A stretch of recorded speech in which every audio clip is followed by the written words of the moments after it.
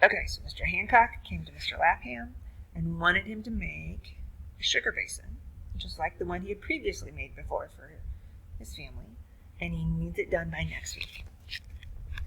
Right. Chapter 1, section 5, page 25. When at last he blew out his lamp, Johnny had made an exact replica of the winged woman, only larger. He looked at it and knew that it was not, for some reason, quite right. Instead of going up to the attic to sleep, he crossed into the kitchen and got an old mattress. The clock struck midnight and he was asleep. He woke and it was still dark night. Someone was in the room with him and he thought of thieves. "Who's there?" he yelled roughly. "It's me, Johnny. I wasn't going to wake you up if you were already asleep, but..." "What's wrong, Zilla?" "Johnny, it's Asana. She's sick again." "What does her mother say?" Zilla began to cry. "I don't want to tell her. She'd just say, poor baby. Wasn't worth raising." Johnny was tired. At the moment, he had a sneaking sympathy with Mrs. Lapham's point of view. "What seems to be wrong?" "She's so hot, she says if she can't get a breath of air, she'll throw up." Ugh, that was a very old but dire threat. There might be a little down at the end of the wharf. Fetch her down. It seemed it was always like this. Whenever things went wrong and he was tired, Scylla was after him to help her nurse Asana.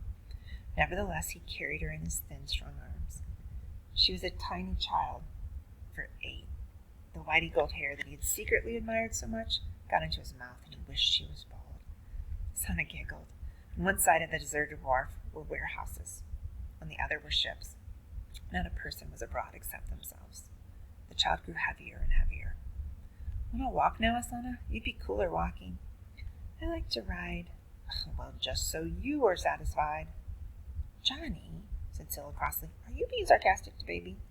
"Yes." "How do you feel, dear?" "I feel like I'm going to throw up." "Oh, you get down then," said Johnny. "That settles it." But he carried her to the very end of the wharf. Suddenly he felt cool fingers of air lifting the wet, fair hair on his forehead. The perspiration under his arms dripping down his chest evaporated, and the prickly sensation was delightful. Asana cried, "The wind, the wind! Blow, wind, blow!" It did not blow, but flowed over them and cooled them. The 3 sat in a row, their feet dangling over the water below. They sat well apart at first, with arms outstretched, soaking themselves in the freshness of the sea air. For a long time they sat and said nothing. Then Asana put her head in Scylla's lap. Scylla leaned against Johnny. The 2 girls were almost asleep. Johnny was wide awake. "Johnny," murmured Asana, "tell us a story." "I don't know any." "Johnny," said Scylla, "tell us the story of your middle name." "It isn't a story, it's just a fact." "What is it?" Although by daytime, if Scylla had teased him, he never would have told. The darkness of the night, the remoteness of the place where they were at, an affection he felt for the girls and they for him, made everything seem different. After a long pause, he said, "It is Light." "So you are really John Light, Tremain?" "No, my Bible name is Jonathan. I've always been called Johnny. That's the way my papers were made out to your grandpa. I'm Jonathan Light Tremain." "Well, that's just like Merchant Light. Just like... You don't suppose you're related?" "I do suppose, but I don't know. Light's not a common name, and we're both Jonathan. Of course, I've thought about it, some, when I see him rolling around in his coach, strutting about with his laces and gold-headed canes. But I don't aim ever to think too much about it." Asana was almost asleep. "Tell more, Johnny," she murmured. "Merchant Light is so very rich." "How rich? Like Mr. Hancock?" "Not quite, almost.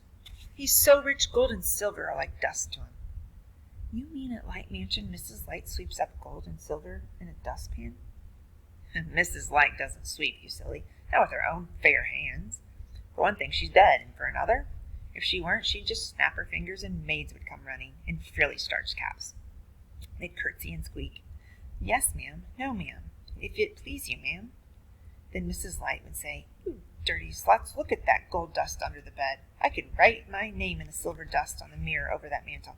Fetch your mops and rags, you bow-legged, cross-eyed, chattering monkeys.' Diamonds, too?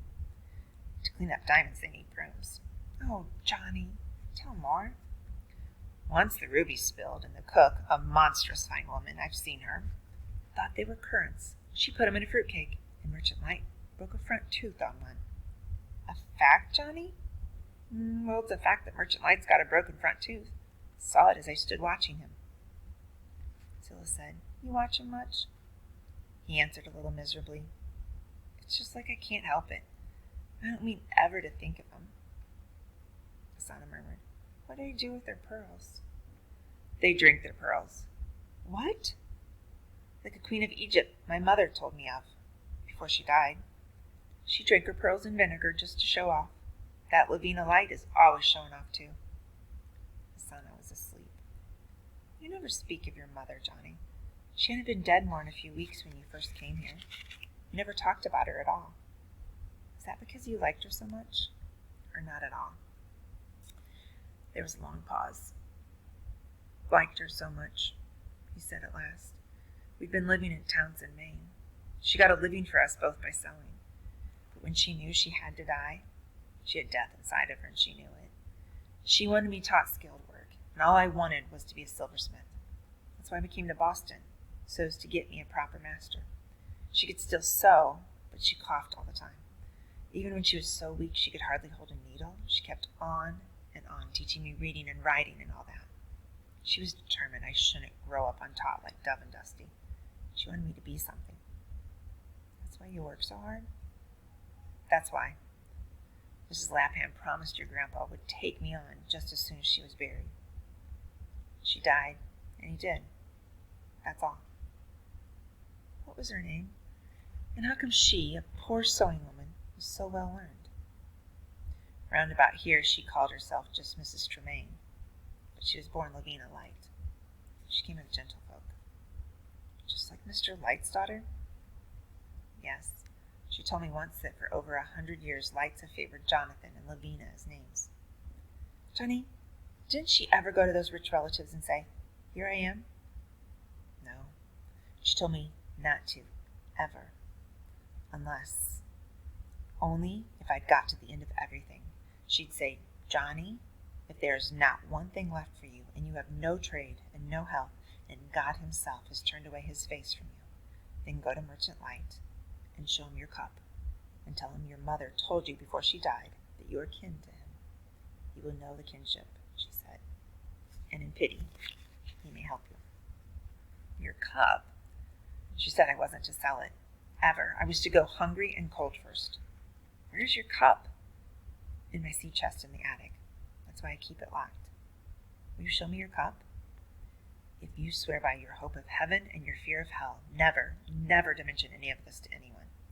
Never tell my true name, nor that I have a cup. But Asana, if she's heard anything, she'll think it was a story I made up, like those rubies in the fruitcake. Now it was close to morning. Far off a cock crew. Nearby another answered. A dawn breeze came up from off the sea, and the black night turned gray. Zilla was shivering and stood up. Johnny shouldered Asana. He kept his word to Zilla, and as he was putting the little girl back to bed, he slipped to the attic, unlocked his chest, and brought down the cup in the flannel bag his mother had made. He opened the door from the shop to the wharf. Although still dark inside the house, outside it was growing lighter and lighter. Gulfs flew in from the islands looking for food. Zilla joined him, and he motioned her to follow him out into the twilight of the new day.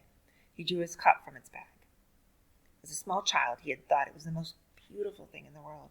It was the reason why he had begged his mother to apprentice him to a silversmith, and there were none in Townsend, Maine. Now he's more critical of the cup. He thought it too chunky. On one side was engraven the crest of the lights. This was an eye rising up from the sea. From it, rays of light, or lashes, streamed out, half covering the surface of the cup. It was this emblem Merchant Light had on everything he owned, carved above his counting house and long wharf, engraved on all his silver, even on dog collars and harnesses. Miss Lavina had it stamped on her Spanish leather gloves. Johnny knew it was cut on the slate gravestones of the Light family on Copp's Hill. The same as his, said Zilla in wonder, and the same motto, look. She read the words in her halting manner. Let there be light. Miraculously, as she stumbled over these words, there was light, for the sun came up out of the sea. The children stood and looked at each other. The girl's face showed her excitement and her fatigue. It was a pointed, sweet little face, her eyes a lighter brown than Asana's, and her hair not so strikingly pale. Johnny whispered, "Just like the sun coming up yonder out of the sea, pushing rays of light ahead of it." Scylla, evidently thinking Johnny was getting beyond himself, said, "Might it not just as well be a setting sun?" It was the first sour remark she had made to him all the night. No. My mother said it was a rising eye, but I was to keep whist and mum about it, unless even God has turned away his face. And Scylla, you promised. By my hope of heaven and my fear of hell.